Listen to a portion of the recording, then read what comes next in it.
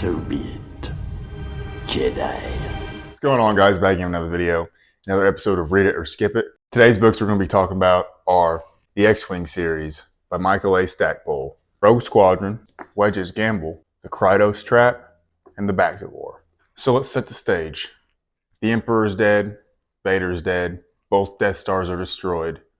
The war isn't over. The Empire is still a threat. So it's up to Rogue Squadron to change that. To make things simple, we're just going to talk about the main characters, the main antagonists, the main protagonists, etc.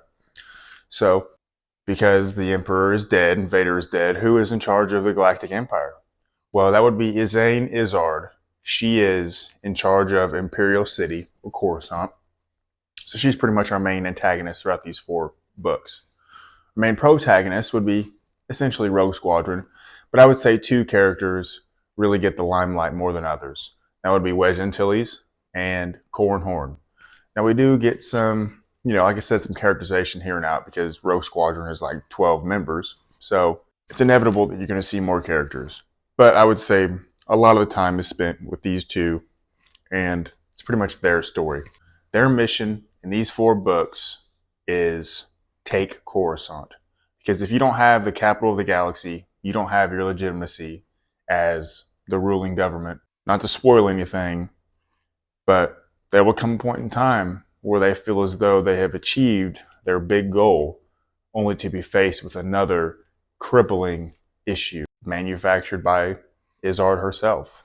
I slept on these books for so long because X-Wing, it's just going to be boring space fighting. It's going to be, them trying to convey action scenes through words, and that can be done wrong by all means, but it can also be done very well. And in these books, Stackpole does a very good job at building up suspense and telling a good action sequence via his words. So I enjoyed it. If I could go back and tell myself, hey, you should read these books sooner, definitely would. If you've read the Thrawn trilogy, these books gave me very much that same vibe of these were written very well and written by a Star Wars fan for Star Wars fans. And I think that's the biggest difference with the EU, the expanded universe, and the new Disney canon, is a lot of the time, I don't think the writers today really care. Now, I haven't read a whole lot of the new canon, but you can definitely feel that the older books are written with more love and compassion than a few of the newer ones I've read. I can't praise these books enough. I think they are a staple point in the EU. I think that I slept on these books for a very long time. Of course, they're printed in the Essential Legends collection, which is arbitrary pretty much. It doesn't mean anything. That's just Disney reprinting these stories under a different printing format to make more money, maybe to entice readers to read these older novels, which I'm all for.